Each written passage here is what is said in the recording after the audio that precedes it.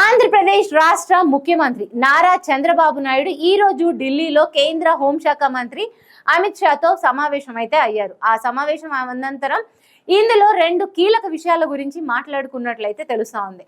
ఆంధ్రప్రదేశ్ లో ఏదైతే వైసీపీ హయాంలో ఒక లిక్కర్ స్కామ్ జరిగింది అని కూటమి ప్రభుత్వం చెబుతోందో దాని గురించి ఇప్పటి వరకు ఎంపీ లావు కృష్ణదేవరాయలు కూడా అమిత్ షాను కలిసి అక్కడ ఒక ప్రతిపాదన పెట్టినట్లు ఆయన దగ్గర నుంచి హామీ తీసుకున్నది కూడా మనం గతంలోనే చూసాం. దీని గురించే ఈ రోజు నారా చంద్రబాబు నాయుడు గారు కూడా అడగడం అయితే జరిగిందంట. లిక్కర్ స్కామ్ లో డైరెక్ట్ గా వైఎస్ జగన్ కాదు వైఎస్ భారతి హస్తం ఉందని ఆమెను ఎలా అయినా అరెస్ట్ చేయాలి అని అడిగినట్టు కూడా తెలుస్తోంది. అండ్ ఈడీ విచారణకు ఆదేశించమని కూడా ఒక ప్రతిపాదన నారా చంద్రబాబు నాయుడు పెట్టినట్లు కూడా తెలుస్తుంది. అండ్ ఇంకొక విషయం ఏంటి అంటే విజయసాయి రెడ్డి బీజేపీలోకి వస్తున్నారు, దానికి అమిత్ షా పచ్చ జెండా కూడా ఊపేశారు అనేది మనం నిన్న మొన్న రోజులలో అయితే మనం విన్నాం. అయితే విజయసాయి రెడ్డి ఒక గవర్నర్ పదవిని అయితే అడగడం జరిగిందంట. ఇప్పుడు ఇదంతా కుదరదు, విజయసాయి రెడ్డి బీజేపీలోకి అంటే ముఖ్యంగా ఎన్డీఏ కూటమిలోకి రావడం జరగదు, వద్దు అని నారా చంద్రబాబు నాయుడు కొంచెం